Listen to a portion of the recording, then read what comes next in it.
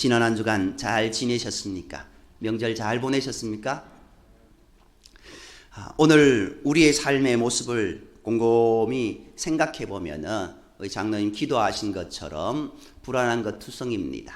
과연 우리가 불안한 삶을 사는가, 평안한 삶을 사는가, 어떤 삶을 살아가고 있습니까?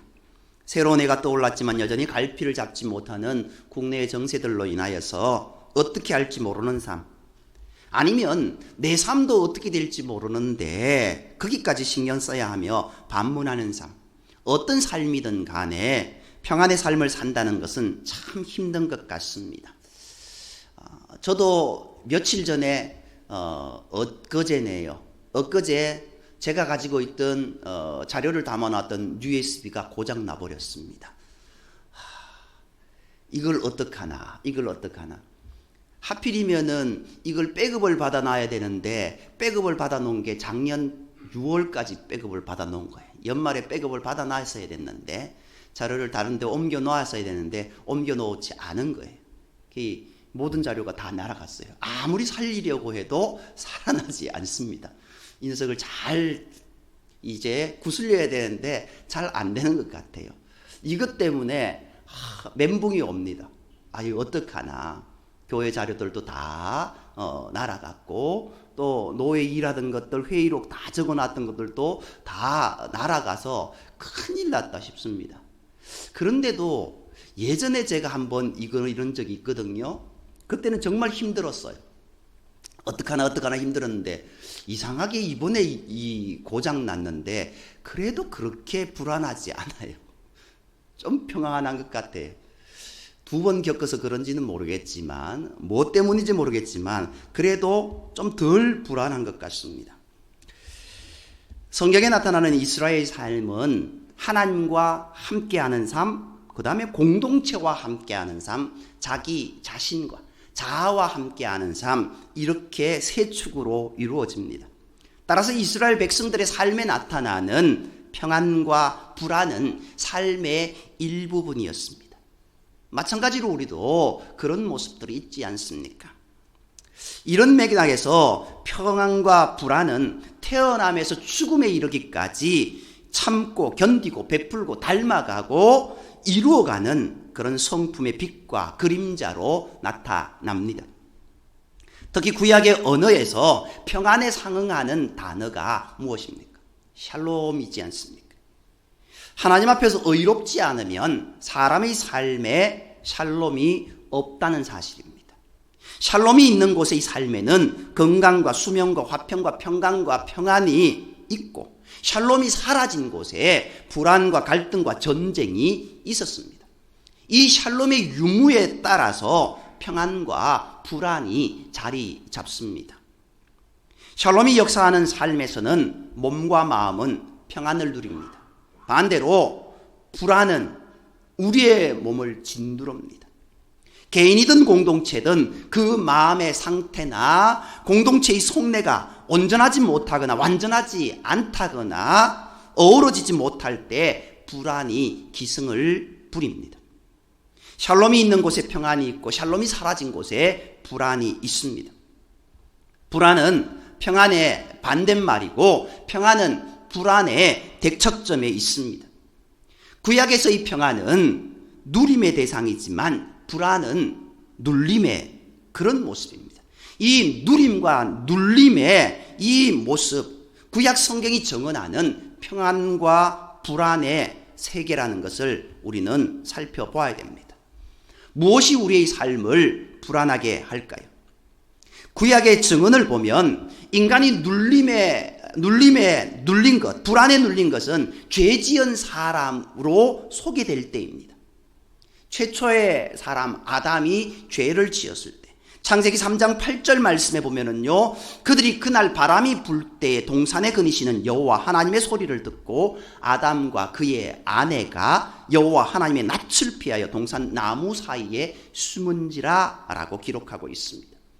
이 말씀의 중심에 보면은 동산 나무 사이에 숨은 아담과 하와가 있습니다. 그냥 숨은 것이 아니라 동산 나무 사이에 자기 몸을 숨겼습니다.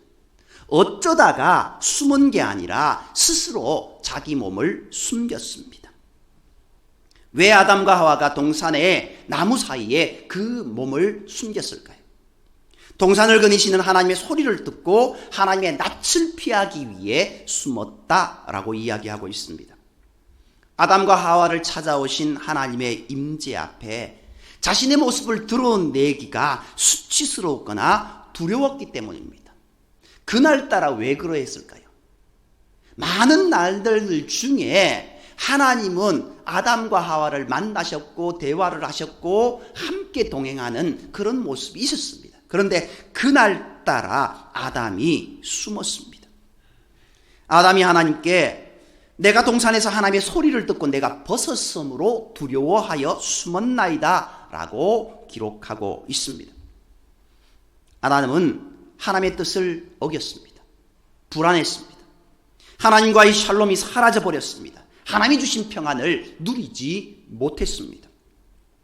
하나님의 형상대로 지어진 사람은 하나님이 심고 가꾸신 태초의 정원에서 하나님의 말씀과 샬롬의 삶을 살아내야만 했습니다. 그런데 에덴의 아담과 하와는 그렇지 못했습니다. 죄를 지어버렸습니다. 이 죄는 수치심과 함께 왔습니다. 이 비극을 기독교 신앙은 타락으로 새겼습니다. 평안을 누리며 사는 삶이 아니라 불안에 매여 사는 인생으로 전락하고 말았다라는 겁니다. 아담은 하나님의 말씀과 등지면서 하나님의 샬롬과 어긋나 버렸고 하나님이 주신 평안과 어긋나면서 자기 존재를 에덴 동산의 나무 사이에 숨기는 불안한 존재가 되고 말았습니다. 그런데 그러한 불안에서 평안으로 나아가는 길이 있습니다.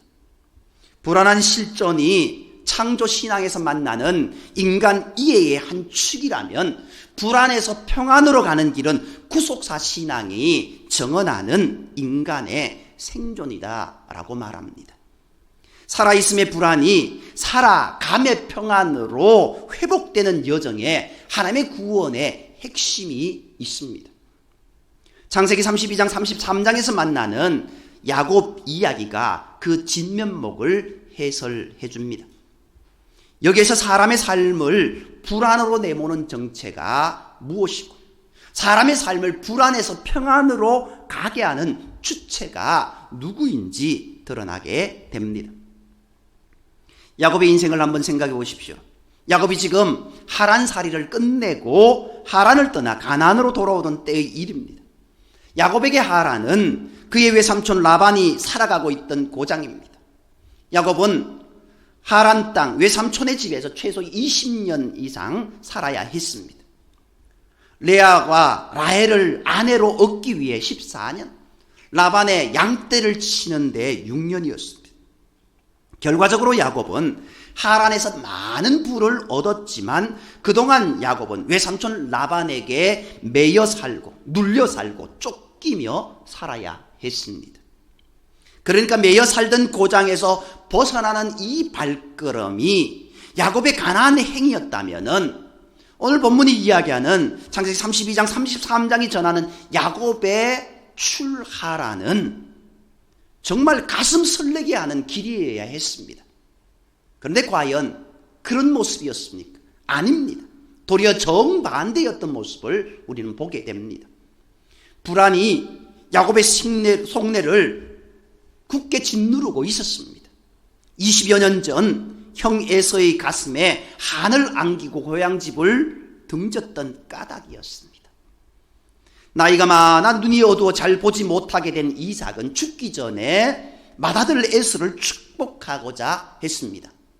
그때 자기 몫의 복을 야곱에게 빼앗겼다고 울부짖는 에서를 피하고자 야곱은 서둘러 고향을 떠나는 여정에 나서야 했습니다.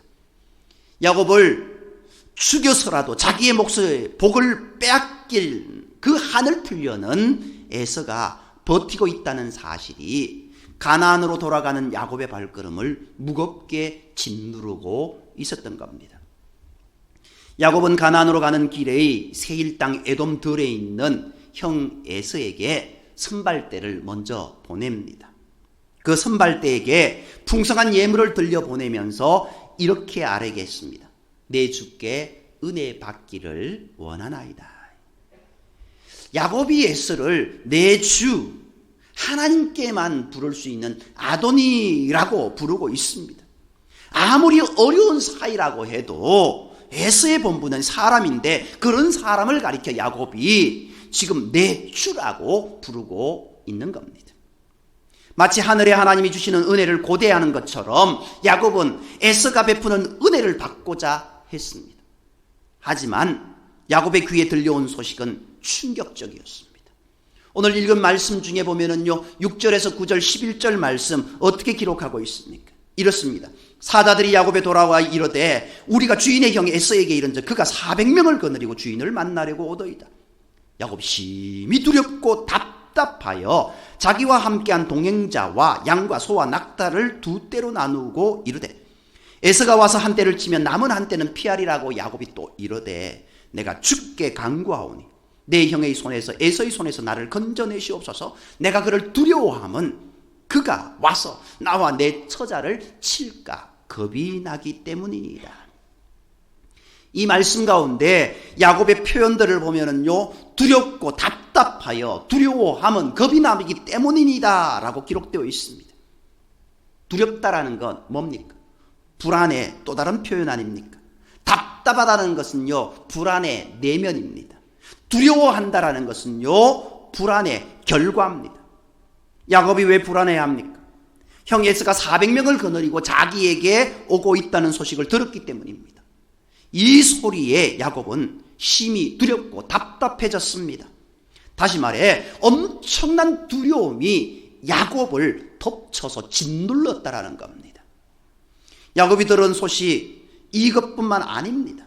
더 많은 부분들이 그에게 내려오고 있는 겁니다. 400명을 거느리고 주인을 만나려고 오더이다라는 것, 그 소식, 이 에서의 동작은요, 성대한 만남을 위한 걸음이었다라고 이야기할 수도 있을 것 같습니다.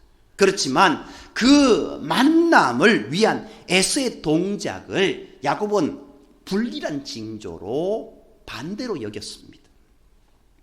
왜냐하면 형 에서와의 불화가 20년 세월이 지나도 여전히 화로 남아서 덤벼들고 있다고 판단했기 때문입니다. 불화가 화를 낳고 화가 불안을 일으킵니다.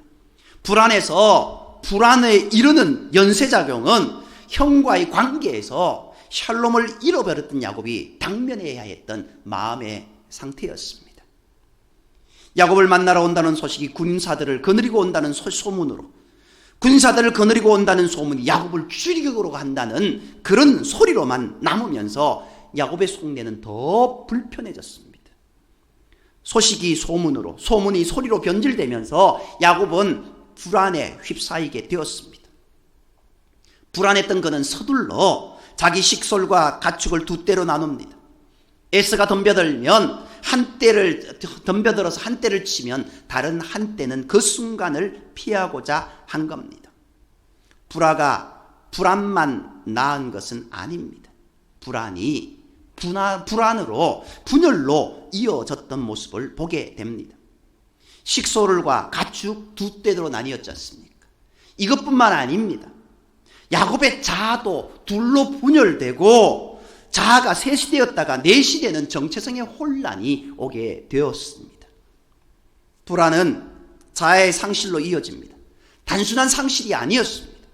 자아를 스스로 쪼개어버리고 자아 분열이라는 현상 앞에 서게 됩니다. 불안의 아픔이 여기에 있습니다. 이제부터 야곱 이야기는 불안에서 평안으로 넘어갑니다.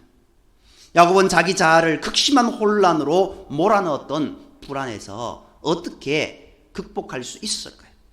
야곱은 어떻게 여러 갈래로 나눠졌던 자아를 하나로 다시 합치게 할 수 있을까요?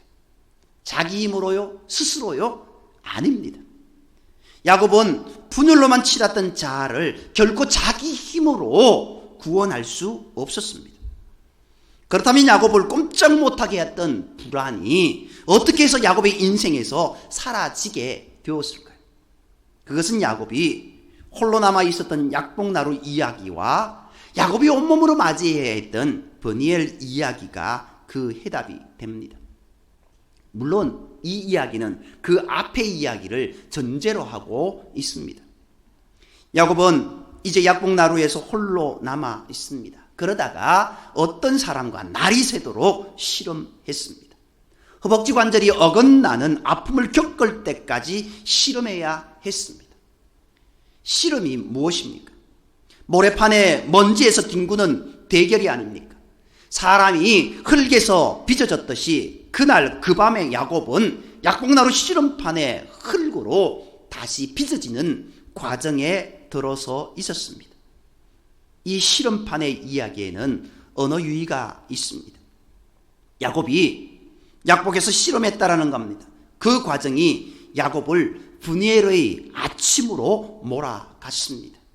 브니엘의 아침, 하나님의 얼굴을 보는 아침입니다.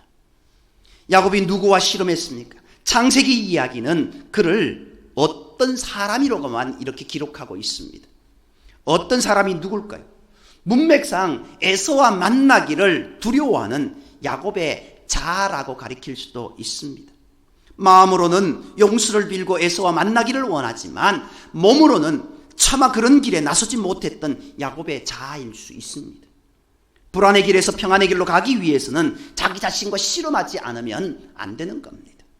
옛사람은 죽고 새사람이 되는 처절함을 체험하지 않으면 불안은 치유받지 못합니다. 사람이 거듭나지 않으면 하나님의 나라를 볼 수 없다고 말씀하셨던 예수 그리스도의 가르침을 야곱이 새 사람이 되는 씨름판에서 들을 수 있었던 겁니다.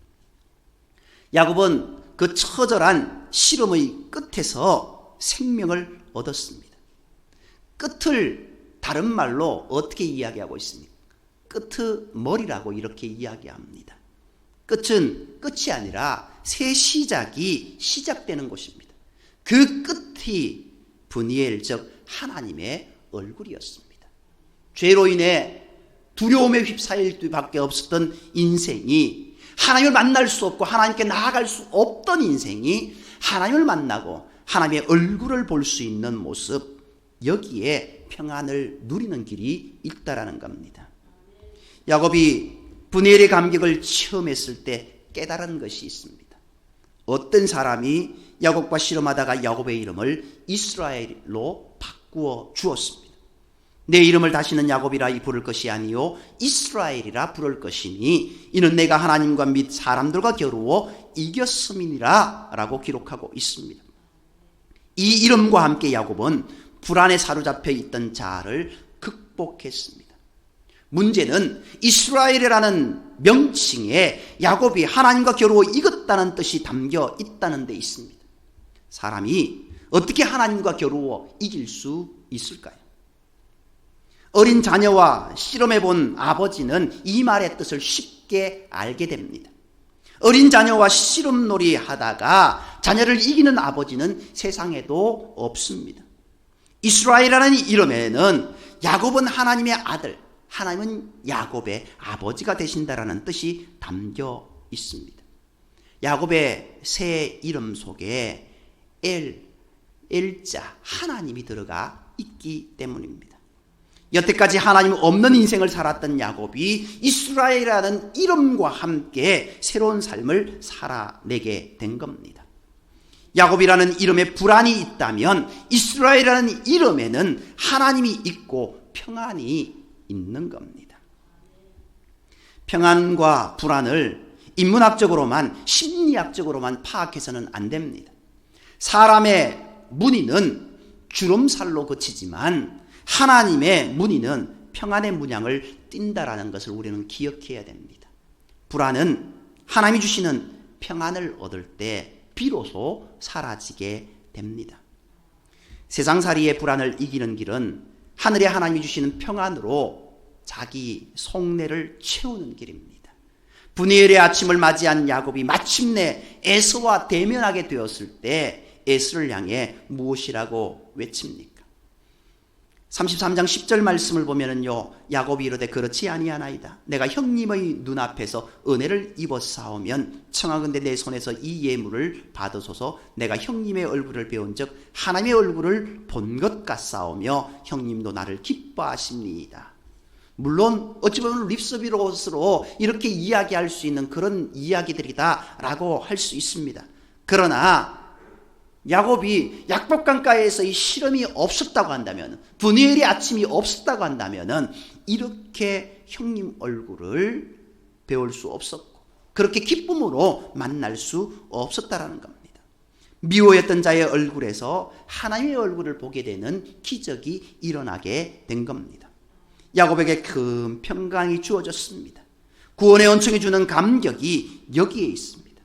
하나님의 얼굴 앞에 설 때에 하나님의 임재가 속내를 비출 때 삶은 평안을 담는 그릇이 되는 겁니다.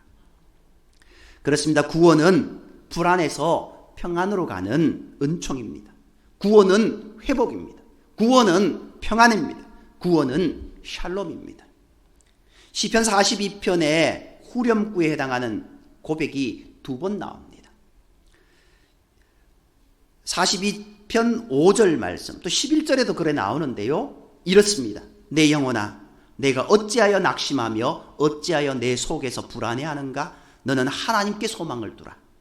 그가 나타나 도우심으로 말미암아 내가 여전히 찬송하리이다. 시편 42편 5절에서 시인이 말을 걸고 있는 상대는 시인 본인 자신의 영혼입니다. 내 영혼아. 사람의 자아를 영적인 나와 육적인 나로 구분한다면 이 시편 40편 5절에서 신이 상대하는 대상은 육적인 나가 아니라 영적인 나입니다. 육적인 나는 여전히 두렵습니다. 영적인 나도 두려워할 수 있는 모습이 있습니다. 그러나 영적인 나는 육적인 내가 두려워할지라도 두려워하지 말아야 한다는 다짐이 이 42편 후렴구에 새겨져 있다는 겁니다. 29에서요, 불안해하다, 낙심하다 동의어입니다. 마음이 몰락한 현상이 불안입니다. 불안하다는 것은 아래를 내려다보면서 속으로 불편해하는 상태입니다. 이런 상태를 극복하고 평안을 이루기 위해서 우리가 어떻게 해야 될까요? 위를 바라보아야 된다는 겁니다. 하나님께 소망을 두어야 한다는 겁니다. 하나님께 찬양해야 한다는 겁니다. 오늘 우리가 읽은 본문 말씀에서 간과하는 것이 있습니다. 앞부분의 말씀을 다 읽었습니다. 좀 길지만 1절에서 12절 말씀 다 읽었는데요, 그 말씀 가운데 이제 야곱을 향해서 달려오는 에서의 모습, 그 모습이 중간에 3절부터 11절까지 기록되어 있습니다. 그런데 1절, 2절과 12절은 좀 다릅니다. 거기에 보면은요, 하나님께서 그와 함께 하시고 그에게 은혜를 주실 것이라는 말씀이 기록되어 있습니다. 그런데도 불구하고 야곱은 그 약속의 말씀을 의지하지 못했던 겁니다. 12절 말씀에 내가 이렇습니다 라고 야곱이 고백했습니다. 그때 어떻게 이야기하고 있습니까? 주께서 말씀하시기를 내가 반드시 내게 은혜를 베풀어 주겠다라고 이렇게 말씀하고 있습니다. 그런데 야곱은 눈앞에 보이는 에스의 큰 무리만 보이는 겁니다. 하나님은 가려져 있습니다. 오늘 우리의 모습은 어떻습니까? 하나님의 큰 군대가 마하나임으로 야곱 앞에 서 있는데도 그 군대가 보이지 않습니다. 오늘 우리의 삶에도 하나님은 우리를 향하여서 크신 은혜로 우리를 둘러 진치고 계십니다. 그런데 우리는 하나님을 인식하지 못합니다. 그러니 마음은 두려움에 쌓일 수밖에 없습니다. 하나님의 얼굴을 바라보는 저와 여러분이 되어야 될 줄 믿습니다. 이제 우리의 눈을 들어야 됩니다. 주님을 바라보아야 됩니다. 육적인 나는 하나님의 얼굴을 뵙지 못하다고 느끼기에 속으로 불안해하지만, 영적인 나는 하나님의 얼굴이 나타나 도우실 것을 기대하기에 찬양할 수 있어야 된다는 겁니다. 우리가 두려움이 없을 수는 없습니다. 삶을 살아가다 보면은 다 두렵습니다. 두렵지만 용기를 내어서 가는 것, 그 용기 속에는 두려움과 당당함이 같이 섞여 있는 것이 아닙니까? 오늘 우리의 삶의 모습 가운데 하나님의 샬롬이 있기를 소망하는 그 모습은 두렵습니다. 그러나 하나님이 나와 함께 할 줄 믿습니다라는 그 고백이 함께 있다라는 겁니다. 평안의 삶을 누리기 위해 하나님께 소망을 두어야 됩니다. 불안함에 있는 삶은 죽음에 이르는 길이다라는 것을 우리는 기억해야 됩니다. 우리가 살다라는 그런 단어를 압니다. 그런데 살다라는 단어에 이 받침이 하나 있습니다. 리얼이라는 받침이요. 이건요, 그 단어를 이야기하려면요, 이 리얼이 굴러가야 돼요. 흘러가야 돼요. 이게 흘러가고 굴러가야 이 표현이 됩니다. 물이 졸졸 흐르는 것처럼 똑같습니다. 흘러가야 살 수 있습니다. 그런데요, 불안은요, 절망에서 죽음으로 가는 길입니다. 죽음에 붙어 있는 기억이 어떻습니까? 폐쇄의 의미입니다. 닫힌 의미입니다. 우리의 인생이 닫힌 인생이 아니라 열린 인생이 되어야 될 줄 믿습니다. 하나님께 열려야 되고, 하나님께 눈이 열려야 되고, 하나님께 우리의 마음이 열려야 되고, 하나님께 우리의 생각이 열려야 된다는 겁니다. 소리가 막혀 있다, 소리가 끊기게 된다, 끊겨 있는 인생이 아니라 정말 주님이 주시는 은혜로 열린 삶이 되기를 간절히 소망합니다. 불안해서 평안으로 가는 길, 그 길이 무엇인지 다시 한번 곰곰이 생각해 보십시오. 내가 품고 있는 것이 무엇인지, 내가 바라보고 있는 것이 무엇인지, 내가 고개를 떨구고 있는 건지, 내가 저 하늘을 바라보고 있는 것인지 우리의 삶을 다시 한번 되짚어 보시기 바랍니다. 하나님, 내가 그랬군요. 내가 그랬군요. 이제 야곱은 하나님의 얼굴을 보게 되었습니다. 저와 여러분도 하나님의 얼굴을 보고 불안에서 평안으로 기쁨으로 살아가는 복된 인생이 되기를 주님의 이름으로 축복합니다. 기도드리겠습니다. 사랑관의 하나님, 우리의 삶에 많은 죄짐으로 인하여서 불안해하고 절망해하고 주님 앞에 나서지 못하는 숨어버리는 인생, 주님 없는 인생을 살아 절망 가운데 고통 가운데 살아가는 인생이 아니라 이제 주님 앞으로 나아가고 주님께 눈을 열고 주님의 얼굴을 바라봄으로 평안의 길로, 은혜의 길로, 구원의 길로 나아가는 우리의 삶이 되게 인도하여 주옵소서. 매일의 삶 가운데 주님을 바라볼 수 있는 우리의 눈이 되게 하시고 우리의 마음이 되게 하시고 날마다 주님과 늘 동행하는 삶을 살아가 주님 주시는 참된 기쁨을 누리며 살아갈 수 있는, 그 크신 은혜를 누리며 살아갈 수 있는 복된 우리의 삶이 되게 인도하여 주옵소서. 모든 말씀을 사랑하시는 예수님의 이름으로 감사하며 기도드립니다. 아멘.